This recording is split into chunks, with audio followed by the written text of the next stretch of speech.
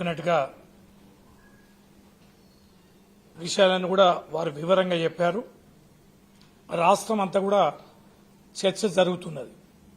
23వ తారీఖు నాడు సాయంత్రం నన్ను ఒక అతిథిగా జూమ్లో డిబేట్లో పాల్గొన్నామని వారి విజ్ఞప్తి మేరకే, ఏబిఎన్ విజ్ఞప్తి మేరకే నేను హాజరు కావడం జరిగింది.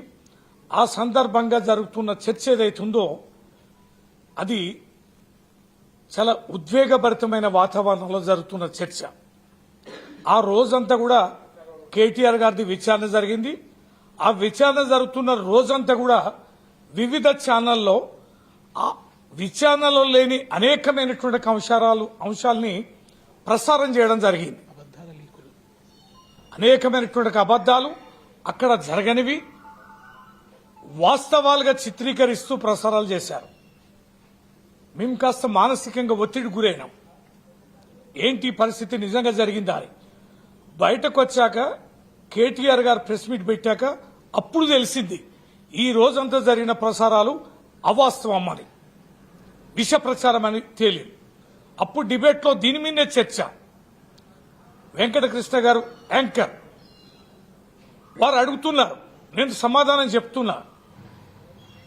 విచారణ జరుగుతుంది, ఫోన్ ట్యాపింగ్ జరిగిందా జరగలేదా, ఒక సిట్ వేశారు, సిట్లో మళ్ళా సభ్యులు మార్చారు, మరో కొత్త టీం వేశారు, హరీష్ రావు గారిని పిలిచారు, కేటీఆర్ గారిని పిలిచారు, విచారణ జరుగుతుంది.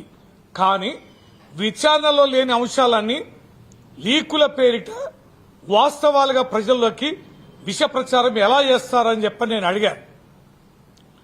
ఎవరు దీన్ని బ్రీఫ్ చేస్తే ప్రసారం చేస్తున్నారు మీడియా? కాంగ్రెస్ చేస్తుందా, ప్రభుత్వం చేస్తుందా, లేదా వీరంతటా వీరే ప్రసారాలు చేస్తున్నారా, సిట్టు చేస్తుందా అని చెప్పని నేను అంటే సిట్టు చేస్తుందని మీరు ఎట్లా అంటారు అని ఆయన నా మీద గద్దించడం, వాడెవడో వీడెవడో మాట్లాడితే నువ్వెలా మాట్లాడతావని నన్ను నిలదీసినప్పుడు నేను ఒక మాట జారడం జరిగింది. అది ఏబిఎన్ ఉద్దేశించాలే, వెంకటకృష్ణ గారిని ఉద్దేశించనలే. ఈ విష ప్రచారం చేస్తున్న వారి పట్ల, ఈ పిచ్చి రాతలు పిచ్చి ప్రసారాలు చేస్తున్న వారి పట్ల నేను ఒక మాట సాధారణంగా మాట్లాడే పరిభాషలో ఒక మాట అంటే, ఒక లెజిస్లేటర్ నన్ను చూడకుండా, అతిథిని అనేది కూడా చూడకుండా, వారి ఆహ్వానం మేరకు నేను జూమ్లో ఉన్నానే విషయాన్ని కూడా చూడకుండా, ఈ రాష్ట్రంలో ఒక పార్టీకి, కీలకమైన పార్టీకి జనరల్ సెక్రటరీని కూడా చూడకుండా, ఒక ఉద్యమ నాయకుడిగా నా వ్యక్తిత్వాన్ని చూడకుండా, నా జీవితంలో ఎన్నడూ వినగూడని పదాన్ని get out from my debate అని 10 సార్లు గర్జించి అవమానపరిచిన తీరు నిజంగానే హృదయాన్ని కలిసివేసింది. ఎప్పుడూ అవినీతి అక్రమాలకు పాల్పడ్డ వాళ్ళం కాదు. వందల వేల టీవీ డిబేట్లలో కానీ మీడియా సమావేశాల్లో కానీ మాట తూలింది లేదు. అన్పార్లమెంటరీ లాంగ్వేజ్ నేను ఎక్కడ వాడిన సందర్భాలు కూడా లేదు. కానీ నా పట్ల అంతటి అక్కసుగా ఆ భాషని వాడడం అనేది ఒక యాంకర్కి ఏం అవసరమని, ఒక యాంకరే ఆ రకంగా ఏ రకంగా స్పందిస్తారనేది, అట్లా ఆవేశానికి ఎందుకు గురి అవుతారని. నేనున్న స్థానం మీ అతిథిని కదా, అతిథి పట్ల ఈ రకంగా వ్యవహరించడం అనేది దుర్మార్గం కదా. చట్టసభలో కొంతమంది లక్షలాది మంది ప్రజల యొక్క ప్రతినిధుల ద్వారా ఎన్నిక కాబడిన నా స్థాయిని కూడా ఈ రకంగా దిగజార్చడం సరి అయిందేనా అనే దానిపైన మనసు వికలమై బాధపడుతున్న సందర్భంలో యావత్ తెలంగాణ ప్రజలు, యావత్ ప్రపంచంలో ఉన్న తెలంగాణ బిడ్డలు స్పందించిన తీరుకు నేను కృతజ్ఞత తెలియజేస్తున్నా. ఒక్క తాటిపైకి వచ్చారు, ఏకఖండంగా ఈ రకంగా వ్యవహరించిన తీరుని ఖండించారు. మా పార్టీ ఈ ఛానల్ని నిషేధించారు. మా పార్టీ కార్యక్రమంలో ఎక్కడ పాల్గొనడానికి అవకాశం లేదని మా పార్టీ అధ్యక్షుడు కేసీఆర్ గారికి, వర్కింగ్ ప్రెసిడెంట్ కేటీఆర్ గారికి, యావత్ మా పార్టీ నాయకత్వానికి నేను కృతజ్ఞత తెలియజేస్తున్నా.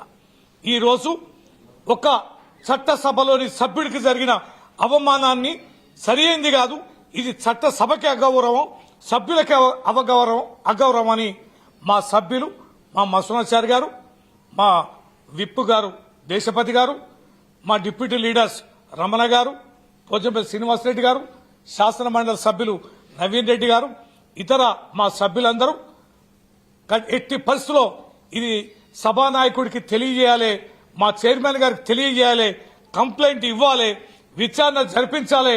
భవిష్యత్తులో ఈ రకంగా వ్యవహరించే అమర్యాదకరమైనటువంటి ఛానల్స్ పైన చట్టబద్దమైన చర్యలు చేపట్టాలని చైర్మన్ గారిని కోరడం, వారు సమయం ఇవ్వడం, పూర్తిగా మా వివరణ అంతా కూడా వారు తీసుకోవడం జరిగింది.